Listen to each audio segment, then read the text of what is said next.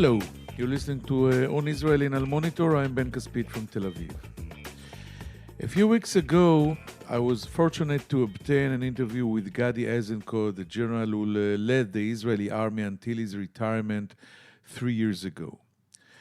The lengthy sit-down with Eisenkot yielded fascinating insights, one of which was his assessment that the U.S. pullout from the nuclear deal with Iran had been a strategic mistake. According to Eisenkot, then Prime Minister Netanyahu hadn't even consulted with Israel's defense agencies before exerting maximum pressure on President Trump to withdraw from the deal.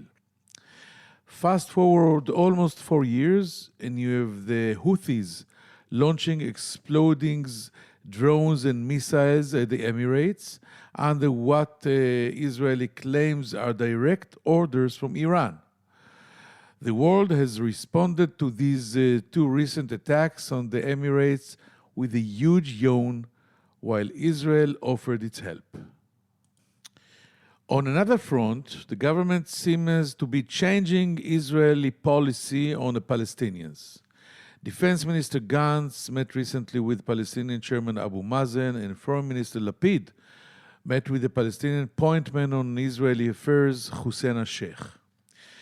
To help us make sense of these latest shifts and developments, we are hosting one of the most veteran, experienced, and knowledgeable Israeli experts, a retired brigadier general, a former member of many Israeli governments and security cabinets, a medical doctor, and founder of Israel's legendary Airborne 669 Search and Rescue Team. Brigadier General Dr. Ephraim Sneh has kept in close touch with the senior Palestinian leaders over the years and is also a frequent guest in the Gulf states. Currently, he is chairing the Center of Strategic Affairs and Dialogues in the Netanya College. Brigadier General Ephraim Sneh joins us right after this short break. Hi, I'm Elizabeth Hagedorn, and I'm the State Department correspondent at Al-Monitor. And I'm Joe Snell. I'm Al-Monitor's video editor. Let's admit it, this past year has been difficult to stay on top of the news and sift through what's accurate and what's misleading. Let Al-Monitor help you. If you care about the Middle East and North Africa, you should consider listening to Al-Monitor's audio series On the Middle East with Andrew Parasalidi and Amber and Zaman, and On Israel with Ben Caspit. You can now watch our newest video podcast, Reading the Middle East with Gilles Capel. You can subscribe to these series on your favorite podcast platforms. And through a host of free daily and weekly newsletters, we offer a range of perspectives with the highest journalistic standards. You can subscribe to these newsletters at almonitor.com. As an award-winning media service headquartered in Washington, D.C., Al-Monitor has a network of over 160 contributors around the world. So if you haven't done so already, be sure to visit almonitor.com, where you can find all of these newsletters and podcasts along with first-class reporting and analysis.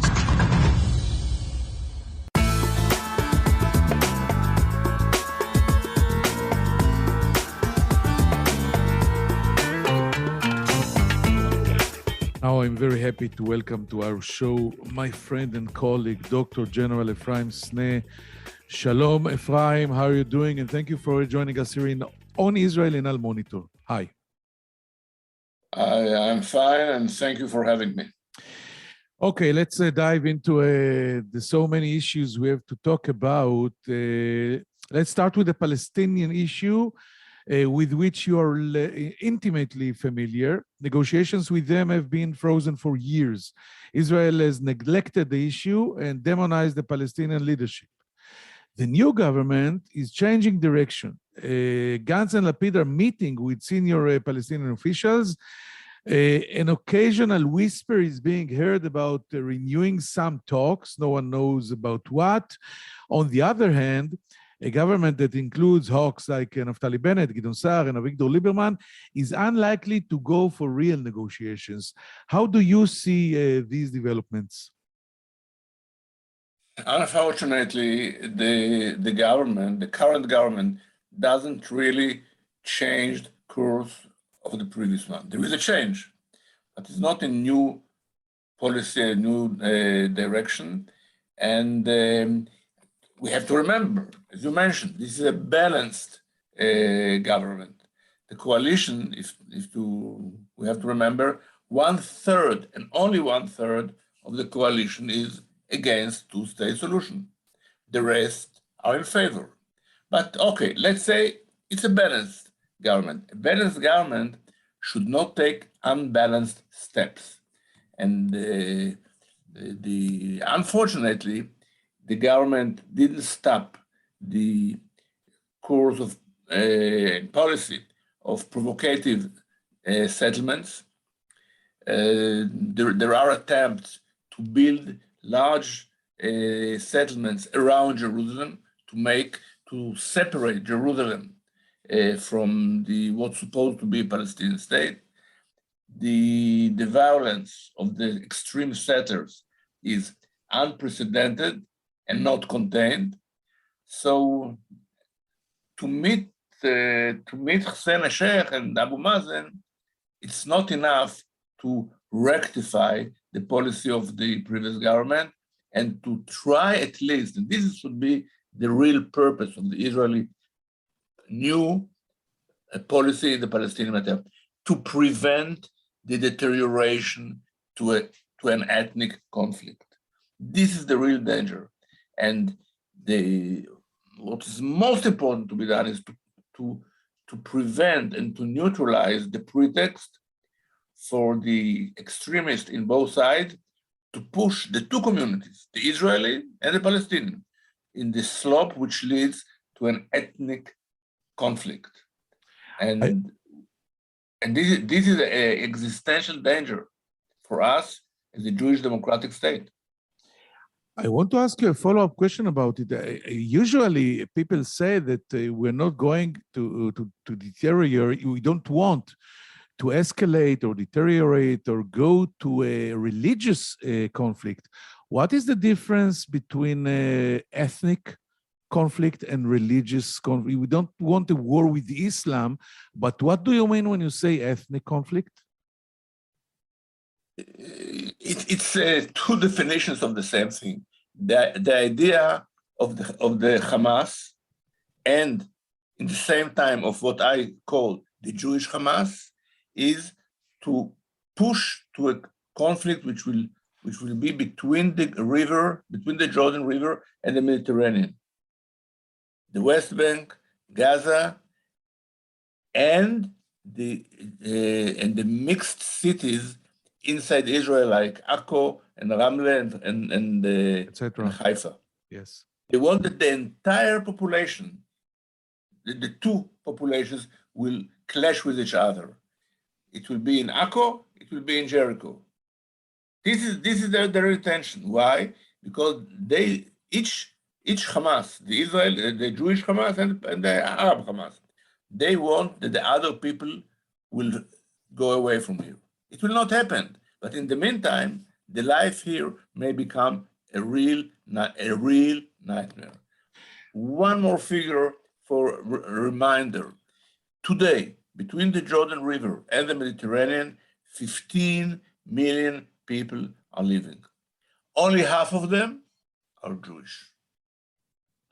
And it's not going to anywhere good for us because demographically, I think the Arab side is more, let's say, fruitful. So nothing... Fertile, you mean? Fertile, yes, of course. Okay, let's say, you mentioned Gaza. Let's talk about it. Surprisingly, the Gaza front has been calm in recent months. This could obviously change in a heartbeat, but for now, there is almost complete silence. Prime Minister Bennett is talking about being tough on security and generous on the economy. He says Israel will respond to every provocation from Gaza, even an exploding balloon. But on the other hand, Israel is enabling improvements in the lives of the Gaza population and its Hamas rulers. Do you think this is the way to go? Half of the way to go. I have to praise the government because they changed the response policy of the previous government. The response policy of Netanyahu government was very, very soft and permissive to the Hamas. The attacks of the balloons and other kind of, let's say, soft terrorism did not meet a real strong support. Why? Because the policy was to be nice with Hamas, to strengthen Hamas, and to weaken Abbas. I mean, Abu Mazen. Yes. Now, I praise the current government because the response are harsher, and that's what should be done. Something which I totally against is the attempts to restore the policy of arrangement, as we call it in Hebrew, we call it hasdara. In English, it's arrangement. There's no arrangement with a movement or terrorist movement like Hamas. This is something that the previous government invented, and unfortunately, the current government is gradually returning to this old policy. More Qatari money, more involvement of Qatar in Gaza Strip. This should be ended. This should be ended. It doesn't mean to be tough on terrorism. No single country in the world would accept a terror basis just straight on its border. And we accept it. Why? What to do in favor of I don't think that we have to punish the population in Gaza. They're already badly punished. They live in poverty all the time, on the verge of humanitarian crisis.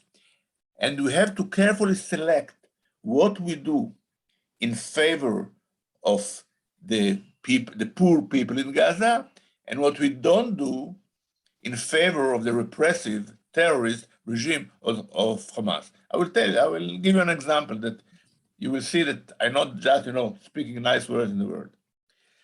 If you increase the number of people from Gaza who come to work in Israel, it's good for them.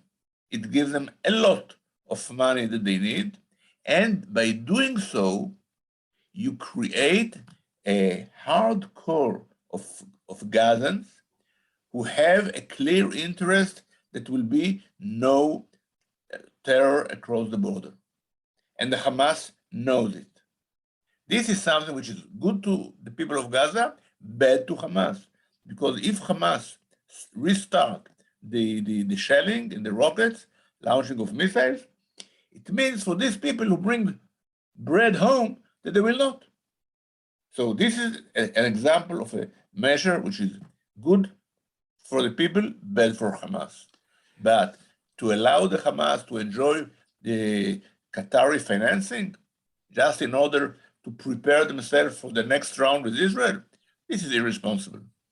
But we live in a catch-22 situation. By the way, this is exactly what this government is doing. And right now, if I'm not wrong, 10,000 Gazans workers can go to Israel daily to work, and they support around, I think, something like 150,000 people in the street. But what can you do against the Hamas and the rulers? Because you cannot conquer Gaza. You cannot go back to Gaza because you will be in a swamp that no one wants to be in. So how would you solve it? Look, I will tell you what is the problem. You cannot solve the problem of Gaza separately from the entire Palestinian problem. All the time we are looking for solutions that will solve the problem of Gaza.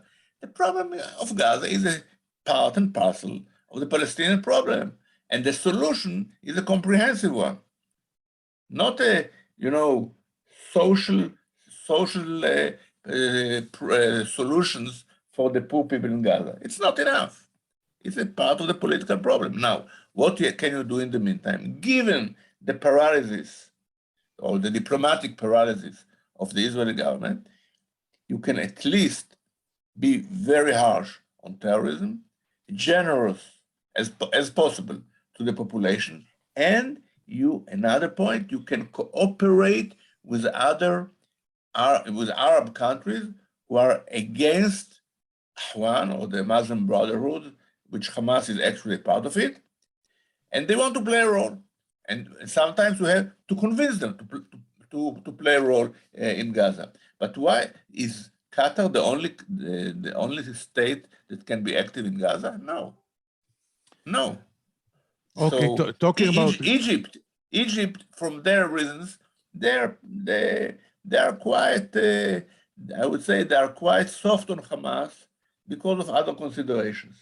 But we have to solidify an Arab front against Hamas.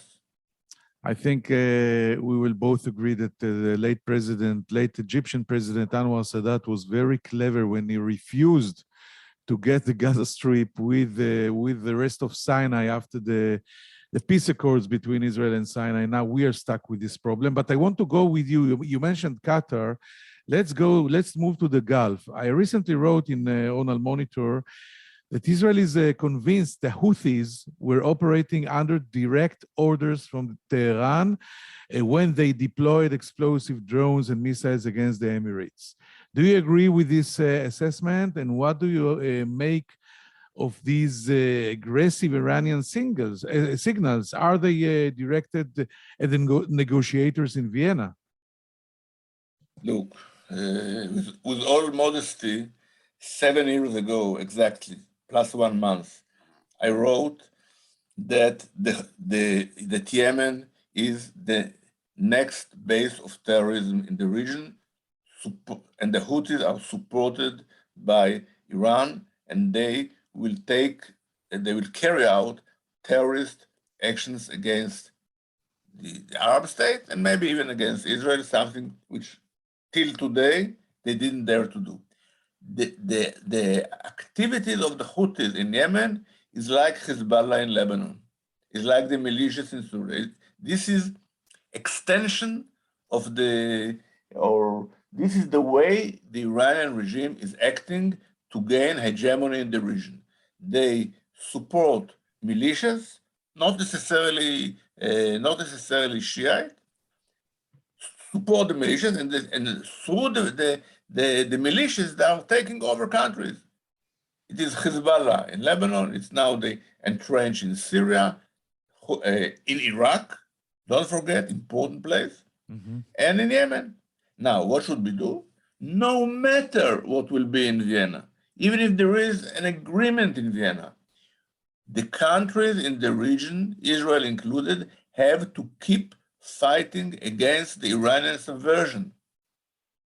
Agreement in Vienna will not exempt us of the duty to fight the subversion. And we have to do it. And there are a lot to do, not only in Yemen. Here, UAE and Saudi Arabia are doing what they are forced to do. But let's speak about another example: the precision guidance of the missiles in Lebanon. There are 150,000 missiles and rockets in the hands of Hezbollah, and Iran is in the middle of an effort to upgrade their homing and navigation capacities. They will be able to launch these rockets to selected targets in Israel. We should prevent it at all costs. And now, so agreement in Vienna is extremely important, but it's not covers all the issues that we tackle with. I have to ask you. You are very close with the Israeli military and defense establishment and government. You're a veteran politician, ex-politician, and when you say actually we are near the red line, and we have to stop it now, should I understand that we are really reaching the point of decision?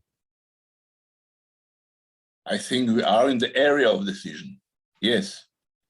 There are several threats coming from Iran that we have to address now. And according to our experience, whenever we allow things to happen, later on we pay the price. Yes. Two things. One, the precision project of the Iranians, the upgrading of the Hezbollah rockets, and the entrenchment of Iran in South Syria. It's a growing threat. If their militias will be well based and equipped, of course, in South Syria, it's another front against Israel. We cannot allow it to happen. We have to act.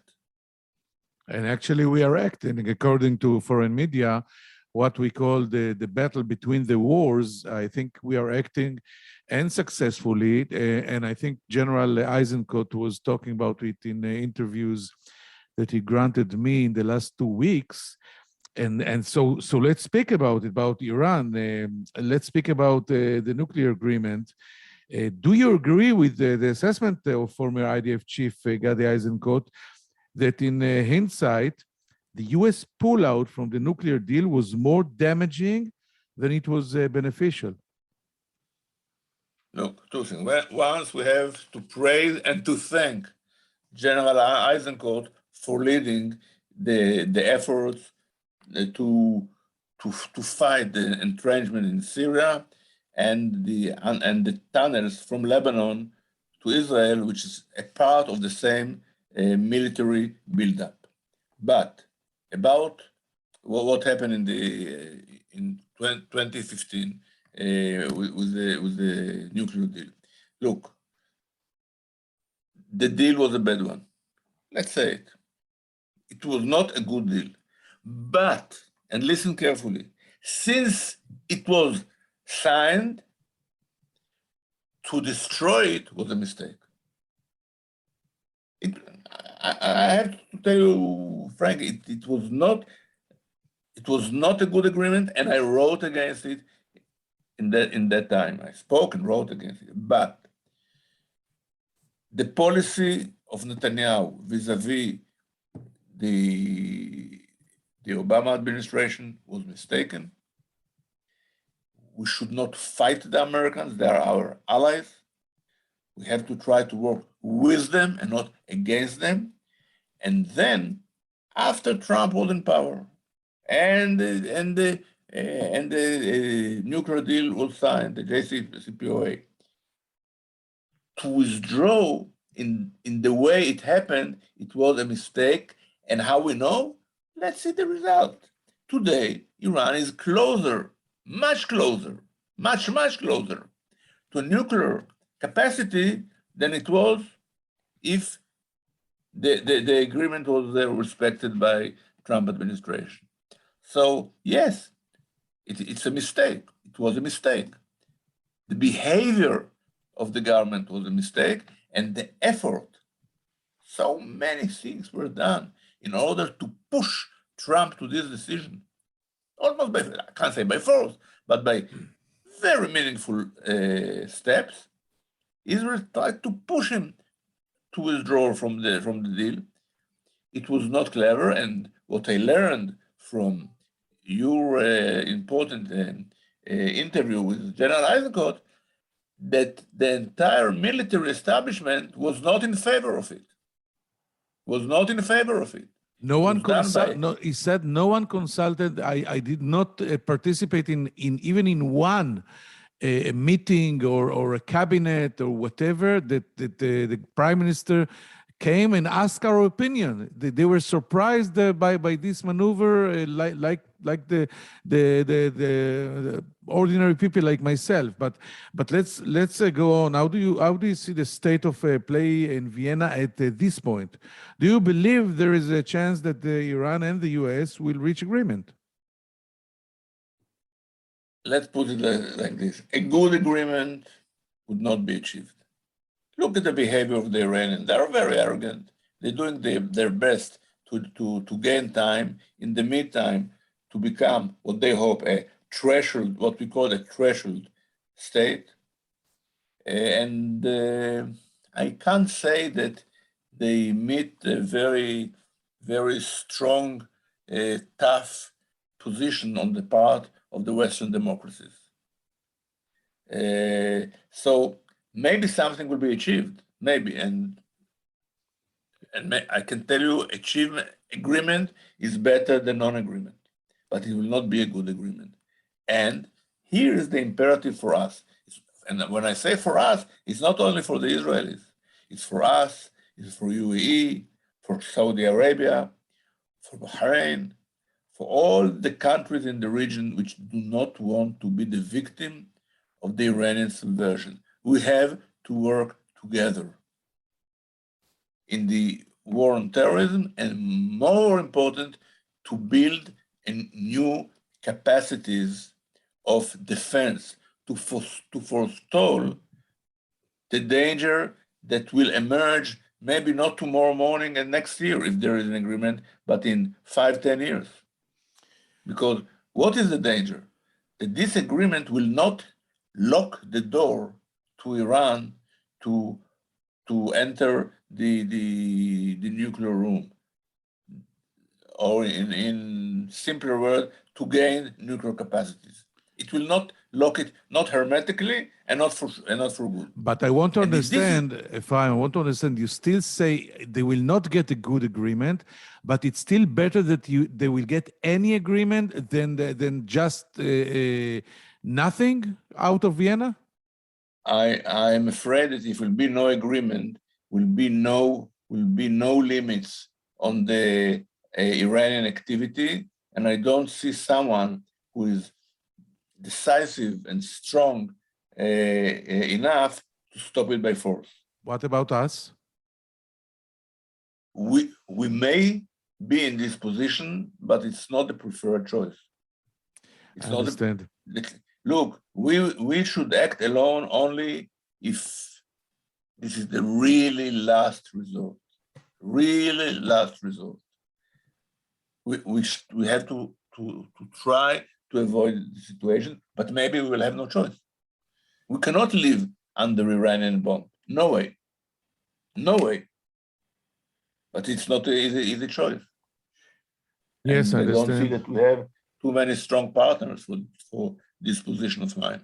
So if you were in government right now, maybe rather than Bennett and Lapid, what would you do to achieve the most influence possible on the Iran nuclear issue? We all remember that Benjamin Netanyahu did not have any influence because of the relationship that you just mentioned between him and the Obama administration. I think the situation between the Bennett-Lapid government and the Biden administration is better, but still I don't see Israel dominant, or maybe I'm wrong.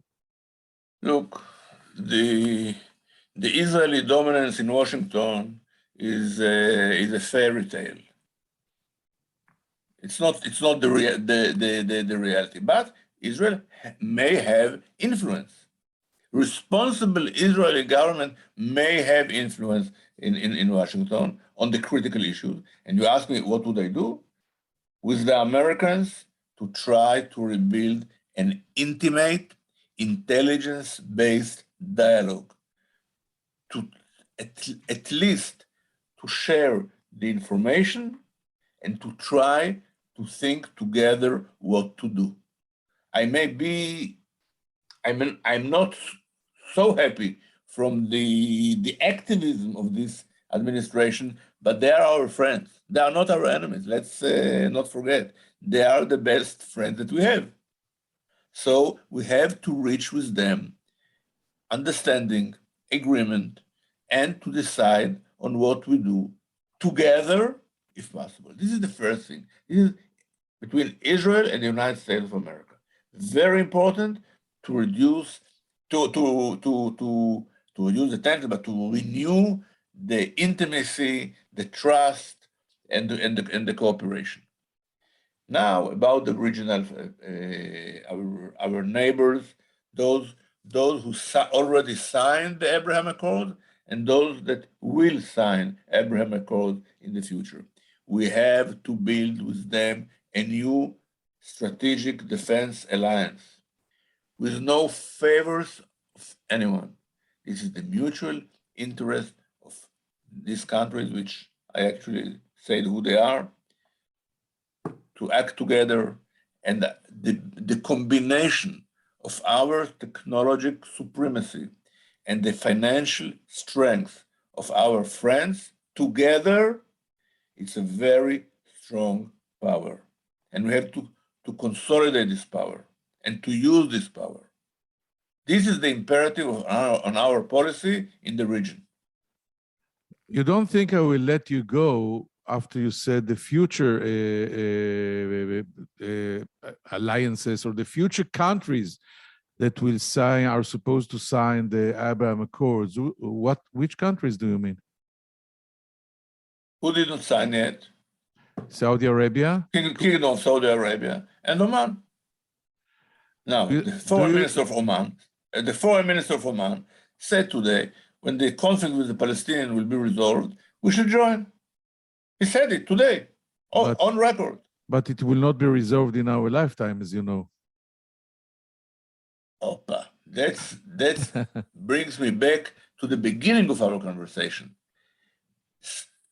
The people of Israel, I don't say the government of Israel, the people of Israel should be convinced that it is in our high strategic interest to resolve the conflict with the Palestinians.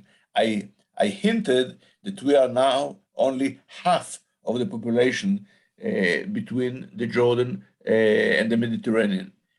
If we are half, we have to look for a solution of separation and two friendly states.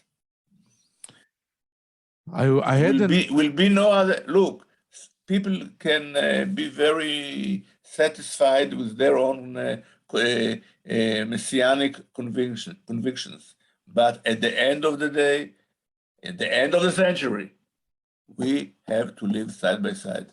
No other way, unless we give in to the two Hamases, the Arab Hamas and the Jewish Hamas, and we go to ethnic conflict, and this is a disaster. And we, as you said, we went back to the beginning. But I have another question, because we're out of time. But it's so important that I cannot let you go before asking you about Prime Minister Bennett, that said in the recent interviews he granted that the war between Israel and Iran is largely one-sided, and that the time had come for Israel to hit Iran directly in order to weaken it. Do you agree?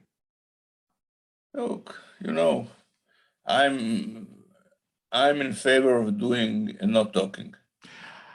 But there is one thing that I would recommend to do, and I don't think we have to be fond of bilateral war, but we have to change the equation of deterrence.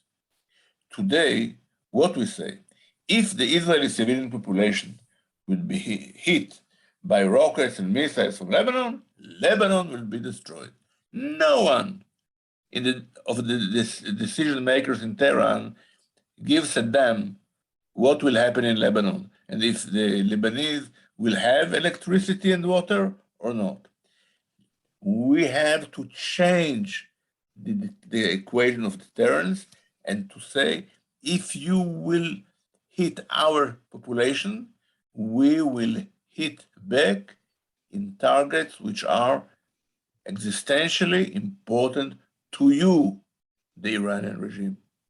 And there are ways to make this deterrence credible without provocations. There are ways to do it.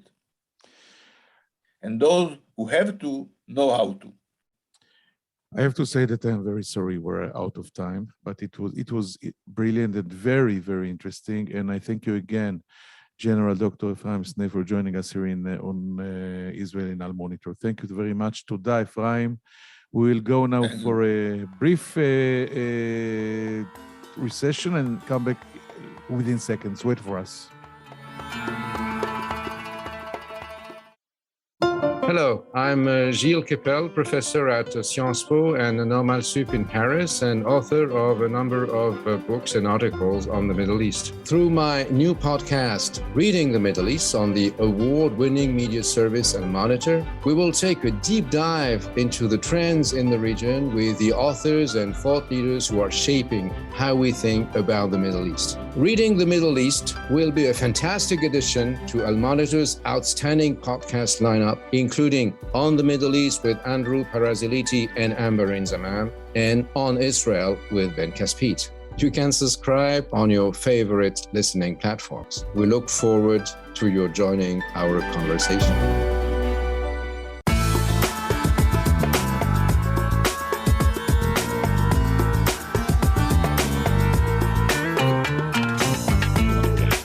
Thank you for staying with us. I asked Dr. Brigadier General Ephraim Sneh, who was a senior minister in many Israeli governments, what's his opinion on the current, very strange Israeli government vis-a-vis the Palestinian issue. And he said that this government is very balanced, but only a third of it, of the coalition, are against the two-state solution. And if this is the situation, said Ephraim Sneh, this government should even take balanced steps and not do anything that it is out of the status quo of its members. And he said that this government is actually a little disappointing for him. It did not stop the provocative acts. It is developing new settlements around Jerusalem, and there is unprecedented violence by extreme settlers against Palestinians that is not contained. And these are all very dangerous steps that this government is taking or not taking, according to Ephraim Sneh. And it should be more bold in doing things in order to prevent deterioration of this conflict to become ethnic conflict, which will be or can be, according to Sneh, an existential danger to Israel as a Jewish democracy in the Middle East. By the way, Ephraim Sneh uses the term the Arab Hamas or the Palestinian Hamas and the Jewish Hamas, and I think he is a little extreme comparing the extreme settlers, and we are talking about maybe 1% of the Israeli settlers to Hamas. And we moved to talk about Gaza, the Gaza Strip, and there he praised the government that changed the policy of Netanyahu's governments, the policy, especially in the response policy on violence. And he said that this government is more strong in responding to the balloons, to the rockets, and the policy should be you have to come nice to the population, harsh on terrorism, and generous on the population. And he said that this government is, thanks God, stopped strengthening Hamas and weakening the Palestinian Authority, and now it is doing vice versa. And it's very important if we want to solve the Palestinian problem or the Gaza problem one day. And finally, he said, you cannot solve the problem of Gaza separately from the Palestinian problem. Sooner or later, it should become again one unit entity, united entity, of course.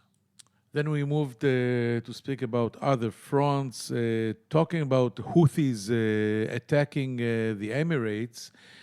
Ephraim Sneh mentioned in a piece that he wrote 7 years ago, and I remember it because I read it, when he said or predicted that Yemen is going to be the next base of terrorism in the Middle East, taking its orders from Tehran. And he actually said that the activity of the Houthis from Yemen is similar to the activity of Hezbollah from Beirut and southern Lebanon. They are all the same hands of one head or one headquarters in Tehran. He also said that he doesn't know what will be the results in Vienna, but anyway, in any result in Vienna, the countries in the Middle East should go on fighting terrorism and subversion in anywhere, anytime, in any cause, especially in Yemen, to restore order and safety to the Emirates and all the other countries. A few highly important things he said, I think major headlines, is that the states that signed with Israel the Abraham Accords, and he hinted that there are more states to come, should sign new strategic defense alliance. He said we can change the equation of deterrence in the Middle East using the power and technology of the IDF in Israel and the economic resources of the other states can be combined to a very, very significant force in the Middle East. The second highly important thing he said is that he mentioned the precision guidance of missiles and rockets in Lebanon, which is a project of the Quds brigades of Iran, is a game changer. And Israel cannot live with this fact or possibility that Nasrallah will hold tens of thousands of rockets that can hit precise targets in Israel, and Israel should act now. The red line is in front of us. It's not tomorrow, it's now. And I have to say, I hear similar things from Israeli decision makers. I don't think that we are going to war in the next weeks, but let's say within 1 or 2 years, someone in Tel Aviv and Jerusalem will have to take a very bold decision, because this is really a game changer. Hope you found it interesting, and I, as usual, hope to see you here or meet you here next week, next time, and the same hour on Israel in Al Monitor. I'm Ben Caspit from Tel Aviv. Take care and bye-bye.